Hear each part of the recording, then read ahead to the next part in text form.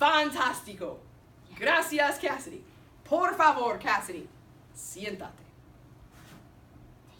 Take a seat. Gracias. Okay, clase. Well, first I want to introduce myself to you, and then we'll start talking in some Spanish. All right, so my name is Ms. Hargaden, and Hargaden is sometimes kind of a weird name for people to learn. It's kind of hard for people to learn. So we're just going to practice together, okay? So we're just going to say it really slow, and we're just going to say it normal speed, okay? So it goes like this. Hargaden. Hargaden. All right, so we're going to say it slow, and then we're going to say it fast, okay? So ready, go.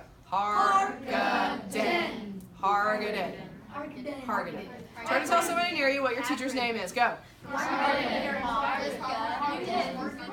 right, 5, 4, 3, 2, 1. Ooh, classic.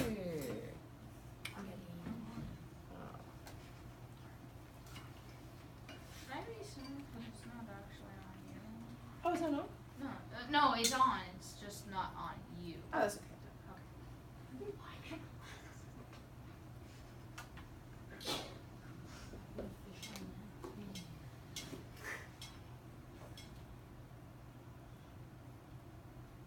So, let me introduce myself to you. So my name is Ms. Hargaden. We've already gotten that out of the way. And I've been teaching for 16 years, and 13 of them have been in 7th grade. I love 7th grade. It's my favorite grade. I've taught kids from 2nd grade, bless you dear, all the way up through college, and even teachers. I even teach like people who are way older than me. And the most important, or the most fun grade that I love to teach the most is 7th grade. I don't know why. Some people say I'm crazy, but I think I'm smart because I honestly think 7th grade is the best grade of them all. I could be teaching high school. I could be teaching elementary school. I could be teaching 8th grade, but I like 7th the best. So I've been teaching a really long time, and I love what I do. So you're in very good hands.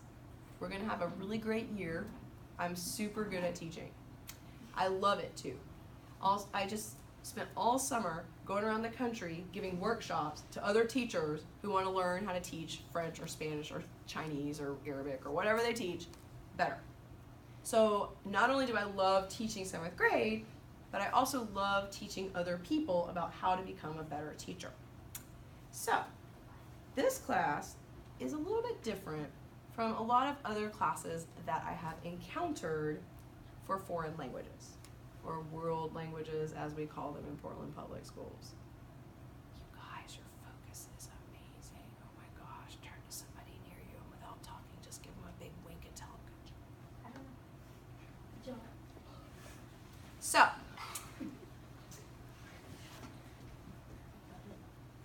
anyway, you're in great hands. I love teaching. I love teaching other people about teaching. It is like a huge passion for me, and I think it's one of the most exciting jobs that you could ever have because you're watching people grow.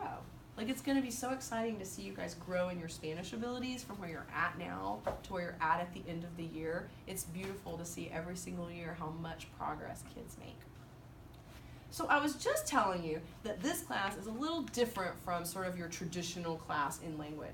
That's because the language teaching profession is going through a lot of changes right now. There was the old way that people used to teach languages, and then there's the new way that people are starting to teach language that's based on science. So the old ways were not really based on science. Back in the old days, they didn't really know the science of, bless you, of how people actually learn a language. They thought that you could learn a language by studying it with your brain and learning a whole bunch of lists of words.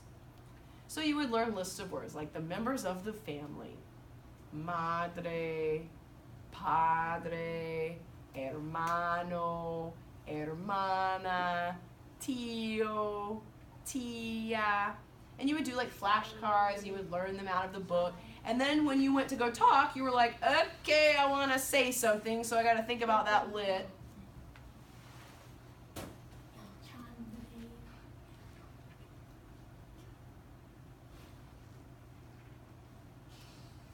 You would think to yourself, man, I gotta go look through that list inside my brain and figure out the word that I need, right? And then when we talk in English, we don't do that. We just open up our mouth and like the English comes out, or any other language that you have, that you've learned.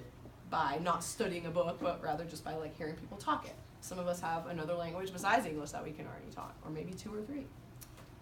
So when you were a little baby, nobody walked up to you and they were like, hey, here's an English textbook. Go study it, and then in a couple years we'll be able to talk. Go over there and read your English textbook and learn your English words, and then we'll be able to talk. Or, you know, your Mandarin textbook or your Lao textbook or whatever language you speak at home. They didn't do that. They just started talking to you. And they would talk to you like so that you could understand them. They'd be like, do you want the milk or do you want the juice? The milk or the juice? And you're like, milk. And so you would learn that, you know, la leche means milk, or milk means milk, or whatever language you were speaking. So that is how science is finding that we actually learn other languages too. Like, believe it or not, it's kind of like the natural way to do it. And so for all these generations of people, they've been trying to get them to learn all these lists and all these rules and everything, and they haven't been able to speak. Nod your head if you ever heard somebody say, well, I took Spanish, but I never learned how to speak it. Okay, I've heard a lot of parents say that at parents' night and conferences. By the time parent conferences come around in October, your parents, your folks are going to be like amazed at what's in your portfolio.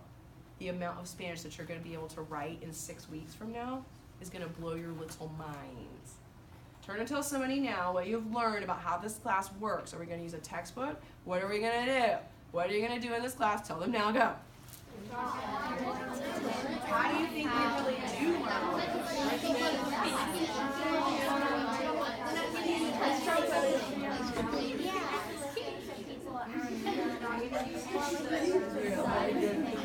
Yeah, so that's how you learn.